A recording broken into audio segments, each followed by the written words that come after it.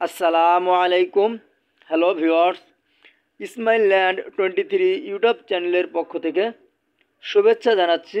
আমি মোহাম্মদ ইসমাইল হোসেন। তো ভিউয়ার্স, আজ যে বিষয়টা নিয়ে আমি কথা বলবো সে বিষয়টা হলো সিকমি লাইন। তো পর্যায়ক্রমে আমি মোরব্বা রেখা পর্যন্ত আলোচনা করেছি।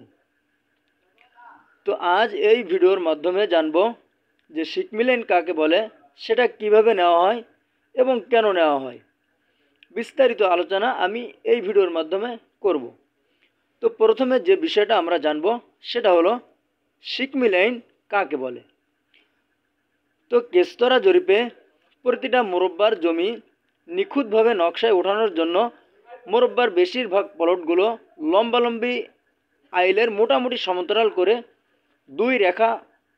দুই শিকল পরপর যে রেখা টানা হয় সেটাকে সিকমি লাইন বলা হয়। তো এটা কি করা হয়, যে এটা নেওয়ার উদ্দেশ্য হলো যে নকশায় জমিটা নিখুঁতভাবে অঙ্কন, এটার জন্য এই সিকমি লাইনটা নেওয়া হয়। তো এই সিকমি লাইনটা নেওয়া হয় দুই শিকল পরপর সমান্তরাল করে তথা সমান সমান করে লম্বালম্বি এই রেখাটা নেওয়া হয়। তো এখন জানলাম যে সিকমি লাইন কাকে বলে। তো এখন জানবো যে সিকমি লাইনের উদ্দেশ্য কী বা কারণ কী। এটার উদ্দেশ্য হলো দুইটা। একটা, যে নকশায় সরজমিনের যে প্লটগুলো নকশায় সঠিক স্থানে অঙ্কন করা, এই উদ্দেশ্যে এই সিকমি লাইনটা নেওয়া হয়। আর দ্বিতীয়ত যে উদ্দেশ্য সেটা হলো যে আমরা জানি যে জরিপের কাজে বিভিন্ন আলামতের বিভিন্ন অফসেট নেওয়া হয়। তো সেই অফসেটটা নেওয়া হয় এই সিকমি লাইনের উপর। অফসেটটা নিয়ে সিকমি লাইন থেকে অফসেটটা নেওয়া হয়, যে সিকমি লাইন থেকে ওই আলামত, যে ধরে নিলাম এখানে একটা মন্দির, তো এই সিকমি লাইন থেকে অফসেটটা নেওয়া হবে যে এটা কতটুকু দূরে আছে, মন্দিরটা কতটুকু দূরে আছে এবং এটা এই সিকমি লাইন থেকে কতটুকু অ্যাঙ্গেলে আছে, যে সেটার দিক সহ সেখানে উল্লেখ করা হয়। তো এই অফসেটটা নেওয়া হয় কোন রেখার উপর ভিত্তি করে, এই সিকমি লাইন থেকে এর অফসেটটা নেওয়া হয়। তো ভিউয়ার্স, আমি এখানে একটা সিকমি লাইন টেনেছি।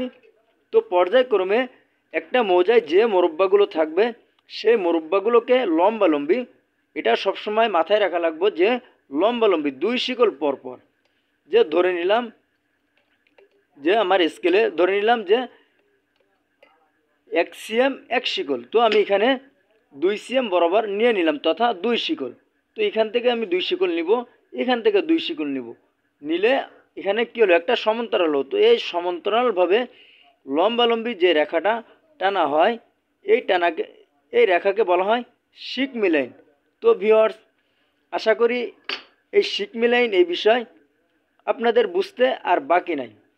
আর তারপরেও যদি বুঝে না থাকেন তাহলে অবশ্যই আমার কমেন্টস বক্সে জানাবেন, আমি আপনাদেরকে বুঝিয়ে দিব। তো সর্বোপরি যে কথাটা বলবো সেটা হলো, উক্ত বিষয়কে আমি আমার মতো করে বোঝানোর চেষ্টা করেছি। তারপরও যদি আপনারা বুঝে না থাকেন তাহলে সেটা অবশ্যই আমাকে জানাবেন, এবং আপনারা কেমন ধরনের ভিডিও চান সেটা অবশ্যই কমেন্টস বক্সে জানাবেন, আমি সে ধরনের ভিডিও করব। তো ভিউয়ার্স, এই ছিল আজ এ পর্যন্ত। আসসালামু আলাইকুম ওয়া রাহমাতুল্লাহ।